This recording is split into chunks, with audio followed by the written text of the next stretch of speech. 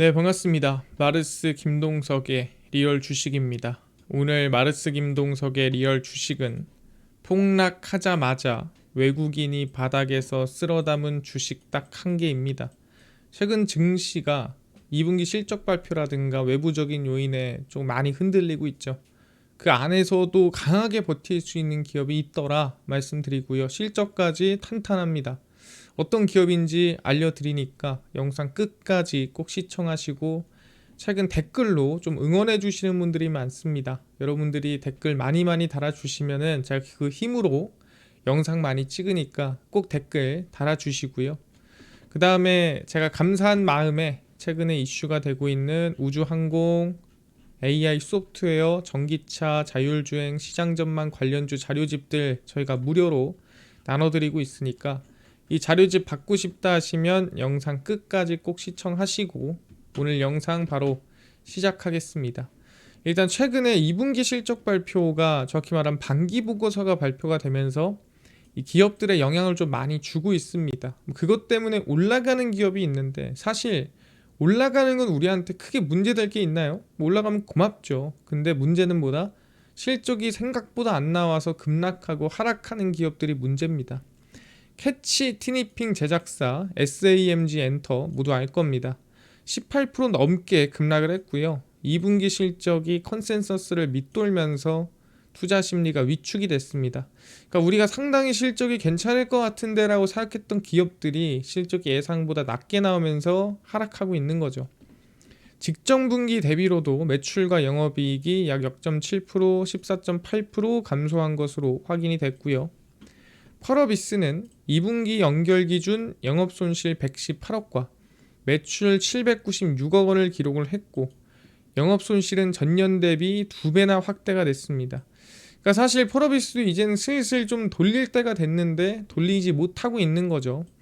그러다 보니까 이 반기보고서상 이 영업손실이 좀 커졌고, 매출은 2.7% 감소했고, 환율 변동에 따른 외환 환산 손실로 당기순이익은 적자 전환했고, 주가는 마이너스 26% 급락을 했습니다. 그래서 최근 2분기 실적이 좀 안 좋게 나오는 기업들이 대부분 빠지고 있어요. 그래서 전 얘기하고 싶은 게, 그래서 2분기 실적이 그래도 어느 정도 유지가 됐거나 아니면 좋게 나온 기업들 위주로 봐야 된다라고 생각을 합니다. 안 좋게 나온 애들은 애초에 상반기 자체가 힘들었기 때문에 갑자기 급격하게 하반기에 좋아질 만한 이유는 사실 찾기 힘들거든요. 그래서 2분기가 괜찮은 애들로 우리가 관심을 둬야 되는데, 여기에 추가로 또 문제가 생겼습니다. 또 무슨 문제가 생겼냐면, 이번에 철강 알루미늄 관세가 발효가 됐죠. 근데 그냥 발효가 된 게 아닙니다. 철강이랑 알루미늄을 수출하는데 관세를 부과할 게가 아니라 철강 알루미늄 파생 상품에 대한 고율의 수입 관세를 시행했고, 우리 수출 기업에도 피해가 불가피할 전망입니다. 파생 상품이 뭡니까? 그러니까 철강이랑 알루미늄을 우리가 수출을 할 때 미국에 관세를 매긴다, 이게 아니라 철강이나 알루미늄을 쓴 기업, 그러니까 철강이나 알루미늄을 미국 외에서 만들어 가지고 또는 그걸 넣은 제품들까지도 관세를 부과한다는 거죠. 그래서 407개 품목을 새로 관세 적용 대상으로 지정하고 이날부터 시행했고, 기존 60개에서 크게 늘어났습니다. 그래서 철강 알루미늄 함량분, 그러니까 뭐 예를 들어서 뭐 이런 철가방이 있다 치겠습니다. 철가방이 있는데 이 철가방이라는 제품에 과연 이 철강과 알루미늄 몇 프로 들어갔냐 해서, 만약 50% 들어갔다 그럼 50%에 대해서 50% 관세가 들어가는 거고, 80% 들어갔다 그럼 80%에 대해서 80% 관세가 들어가는 거예요. 그러니까 철강 알루미늄을 수출하지 않더라도 이거를 함량하고 있다면, 이거를 지니고 있다면 그 함량분에 대한 관세가 따로 들어간다는 거죠. 그리고 나머지 50%가 철강 알루미늄이면은 50% 정도는 50%로, 나머지 철강이 아닌 거는 이제 상호 이 관세 15%가 적용이 됩니다. 협상을 했죠. 그러다 보니까 원래는 그냥 철강 알루미늄이었는데 이젠 이걸 포함한 제품까지 다 관세가 들어가게 됐다라고 보시면 됩니다. 상당히 광범위하죠. 그래서 기계류 업계 역시 사업용 설비 부품까지 관세 대상에 포함이 됐고, 수출 차질이 불가피합니다. 그러니까 사실 우리가 흔히 알고 있는 건설 기계라든가 뭐 산업 설비 등에 철강이 안 들어간 게 어디 있을까요? 전부 다 들어갔죠. 그러다 보니까 거기에 함량이 어느 정도냐에 따라서 거긴 무조건 관세가 50%로 들어가야 된다라고 하는 거고, 나머지는 15%로 들어간다라고 하는 거죠. 안 그래도 이것만 해도 사실 뼈 아픈데 지금 함량분의 50% 부과하면 얼마나 지금 힘들겠습니까? 그러다 보니까 사실 좀 수출로 살고 있는 기업 중에서도 이 중요하게 이 관세의 영향을 받기 시작하는 제품들이 생겼더라. 그 기업이 어디냐라고 한다면은 바로 영향받는 곳이 변압기, 터빈, 내연기관 엔진 부품, 공조기, 펌프, 지게차, 불도저, 굴착기. 이거 누가 봐도 그냥 글씨만 봐도 철강 범벅이죠. 건설기계, 강관 등이 품목관세 대상입니다. 그러니까 누가 봐도 한 절반 정도는, 50% 정도는 철강으로 지금 만들어진 거 아닌가라고 생각해 볼 수가 있을 것 같고요. 얘네들이 그럼 50%가 철강이다. 그럼 50%에 대해서는 제품에 관세가 50%가 들어갑니다. 절반에 대해서 관세가 50%. HD 현대인프라코어는 전날보다 11.9% 급락을 했고요. 그 이유가 뭐예요? 건설기계의 철강 함량이 많으니까. LS 일렉트릭, 변압기 7% 급락, HD 현대일렉트릭도 마이너스 4.5% 급락을 했습니다. 그래서 전력기기라든가 아니면은 건설기계 쪽은 워낙에 철강이 많다 보니까 함량만큼 세금을 내야겠죠. 그러다 보니까 그 관세만큼 손해가 생기지 않겠냐, 이익에 손해가 생기지 않겠냐라는 리스크가 나온 겁니다. 그래서 미국의 품목관세 대상으로는 400여 종의 제품이 추가로 등록되며 관세 영향권에 총 든 제품이 1000개 이상으로 확인이 됐습니다. 그래서 엄청나게 많죠. 정말 이거는 하나하나 체크 안 하면, 잘못하면 탈세로 걸릴 수도 있어요. 왜냐면은 방금 얘기한 대로 파생으로 철강 함량까지 체크해야 되기 때문에. 그래서 변압기는 철강, 규소강판과 구조용 강제로 약 50에서 70%로 철강으로 구성되어 있기 때문에 관세에 상당히 취약합니다. 그래서 그동안 시장을 좀 강하게 버티던 전력기기 쪽에서도 좀 차익 실현 물량이라든가 하락세가 이어졌다라고 볼 수가 있는 거죠. 그럼 여기서 우리가 뭐예요? 살아남은 기업을 찾아야겠죠. 저렇게 말하면은 철강을 쓰더라도, 구리를 쓰더라도 해외로 수출하기보다는 내수로 매출을 많이 내고 있거나, 그리고 2분기 실적도 충분히 긍정적으로 나온 기업을 찾아야 된다라고 하는 겁니다.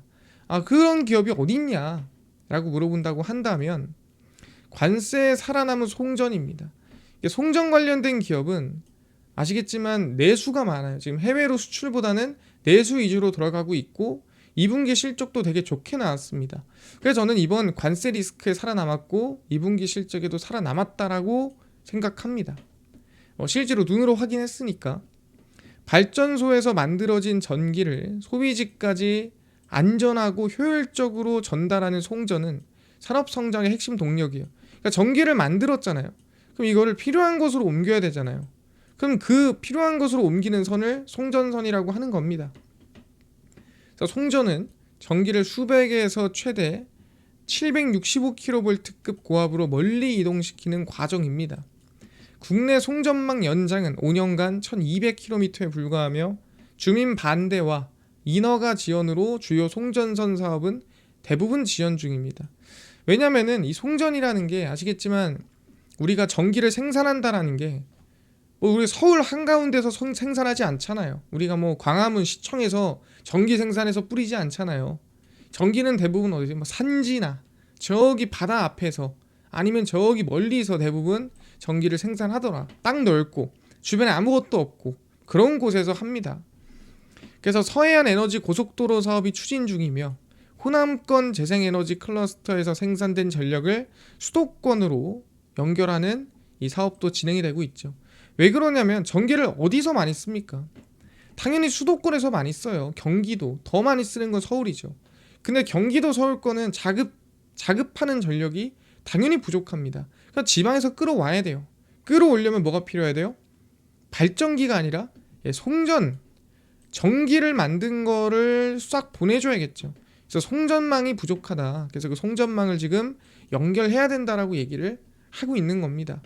그렇구나. 여기까지 이해가 됐습니다. 그래서 다시 한번 얘기를 하지만 재생에너지 발전소는 대개 발전 효율이 좋은 해안가, 왜 풍력은 어디예요? 바람 많이 불어야 되지 않겠습니까? 산간 지역에서 건설되는 경우가 많습니다. 태양광이라든가 풍력이라든가 아니 우리가 원전이라든가 이런 것들이 전부 다 어디 있어요? 바다 쪽에 있거나 산지에 있거나 어쨌든 간에 저 밑에 지방에 있다라는 거예요. 근데 이러한 지역은 전력 소비가 많은 수도권이나 대도시와 멀리 떨어져 있습니다. 그러니까 여기서 전력을 많이 생산해봐야 그 지역에서 전부 다 소비가 된다 안 된다? 안 돼요. 결국엔 전력이 남아돕니다. 그래서 어떤 상황이 발생하냐면 여기서 발생시키는 전력이 예를 들어서 뭐 100% 발생을 시킬 수 있는데 여기서 쓸 수 있는 게 뭐 30%다. 그럼 70% 남는 거는 보내줘야 될 거 아니겠습니까? 근데 보내주는 설비가 부족해서 그냥 오히려 그냥 생산량을 낮춰버리는, 애초에 지금 이 설비 자체를 좀 돌리다가 멈춰버리는 뭐 그런 일도 생긴다라는 거예요. 그래서 생산된 전력을 사실 결국에는 같은 속도로 같은 힘을 유지하는 게 가장 효율적이거든요. 뭐 틀었다 껐다 하면 당연히 효율이 안 좋겠죠. 차라리 생산된 전력을 소비지로, 그게 우리가 흔히 얘기하는 뭐 경기도, 그 다음에 서울권으로 보내기 위한 대규모 송전선로가 필요하다 생각하시면 될 것 같습니다. 그래서 송전선로가 지나는 지역 주민들의 반대에 부딪혀 건설이 지연되거나 무산되는 경우가 많습니다. 왜 그러냐면은 사실 송전선로가 지나가면 경관에 당연히 좋지 않습니다. 그러니까 보기에 별로 안 이쁘다라는 거죠. 그 다음에 소음도 있을 거고 당연히 계속 설비 수리하고 바꾸고 하다 보면은 그 다음에 이제 땅에 대한 보상 문제도 문제가 클 거고 추가로 부동산 가격이 떨어지는 거 아니냐라는 문제도 있다 하다 보니까 사실 생각보다 이 송전선로를 만드는 게 쉬운 일은 아니에요. 지나가야 되잖아요. 그래서 2036년까지 전체 국가 전력망을 1.5배가량 늘리려면 약 56조 5,150억 원의 막대한 투자금이 필요하고 여기 허가까지 받아야 된다라고 하는 거예요. 오케이, 뭐 돈이야 뭐 어떻게든 만들어 보자, 돈이 어떻게든 만들어 보겠다라고 할 수 있습니다. 근데 중요한 건 뭐냐면 돈 만들면 뭐 하냐.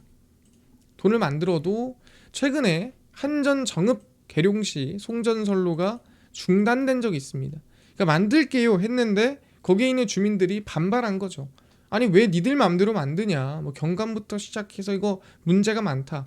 그래서 한전은 정읍시에서 계룡시까지 연결되는 34만 5천 볼트 고압 송전선로를 건설하겠다라는 사업을 추진했습니다.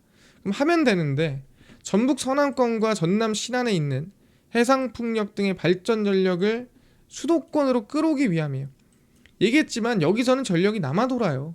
그러니까 남는 전력을 끌어올려야 되지 않겠습니까? 그러려면 송전선로가 만들어져야 된다라고 얘기를 하는 건데 대전지법이 지난 18일 금산군 대책위가 해당 사업과 관련해 제출한 입지선정위원회 결의 효력정지 가처분 신청을 인용했습니다. 그러니까 효력정지가 된 거죠. 사업한다고? 아니야, 이거 보니까 입지선정 관련해가지고 문제가 좀 있어, 그러니까 이거 그만하자. 그래서 가처분 신청을 낸 겁니다. 냈더니 그걸 법원에서 인용을 해준 거예요. 그래서 멈춘 겁니다, 사업이. 그래서 법원에서 효력정지 가처분 신청을 인용한 만큼 한국전력은 즉각 사업을 무효화시키고 정상적인 절차를 밟아야 한다. 그래서 이게 멈췄습니다. 중단됐어요. 그러니까 이런 식으로 송전선로가 만들어져야 되고 송전선로가 이어져야 됨에도 여러 가지 리스크, 또 이렇게 이제 주민들이 반발하는 문제들로 인해서 해결이 안 되는 겁니다. 근데 최근에 분위기가 좀 바뀌었더라. 어떻게 바뀌었냐면 그 중단한 거를 또 중단시켰어요. 그게 뭔 소리냐면 가처분 결정이 최근 재판부가 한전의 이의 신청을 받아들여서 기존 결정을 뒤집어 버렸습니다. 그래서 한전 측 의견을 대부분 인용을 했고요. 이건 전력 수급에 차질이 있다, 이거 좀 해야 되지 않겠냐라고 해서 우려가 있다 보니까 이번에 이 중단한 거를 다시 중단시켰습니다.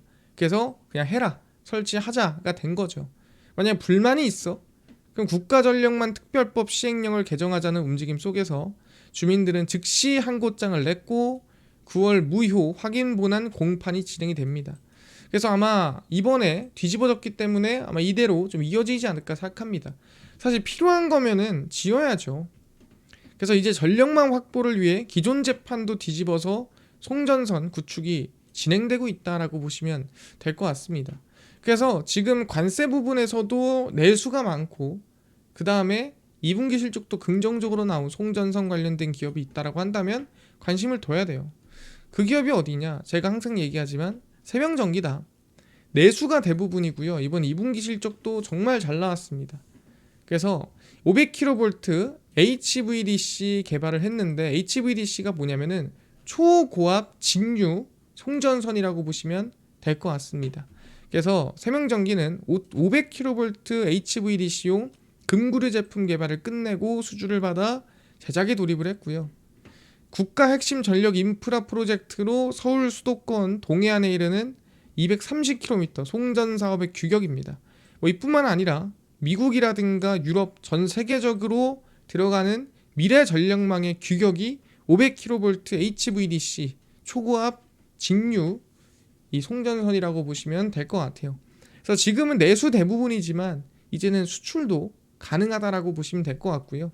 그래서 이번 개발이 주목받는 이유는 이번에 용인 클러스터 이제 반도체 공장에 전력이 많이 들어가겠죠. 거기에 수주까지도 전력 공급까지도 기대감이 있다라고 보시면 됩니다.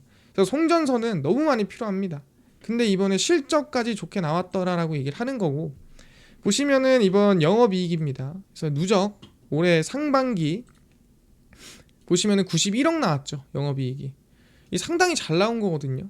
상반기에만 91억이에요. 왜 이게 잘 나온 거냐라고 한다면 41기 작년 이 반기 이 실적으로 본다고 했을 때 쭉 흐름으로 보면은 이 실제로 세면전기의 실적 추이거든요.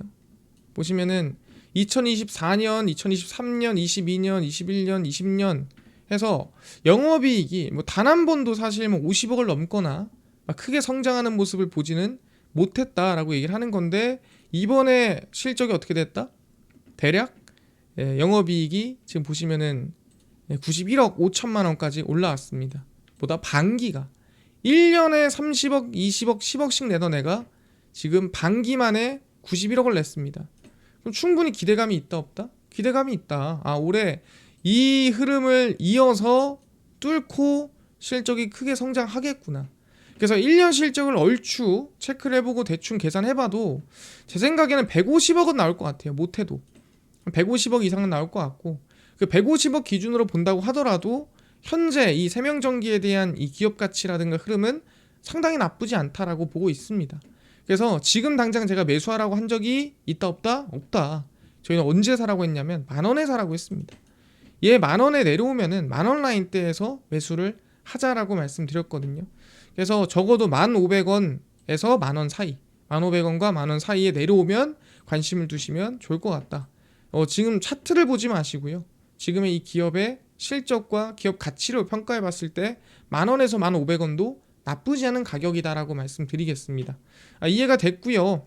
결국엔 뭐냐면은 세명전기 충분히 송전선로에 대한 기대감이 있고 그 다음에 만원에서 1,500원 라인대 좀 관심을 좀 가져보면 좋을 것 같다. 이해가 됐습니다. 확인했고요.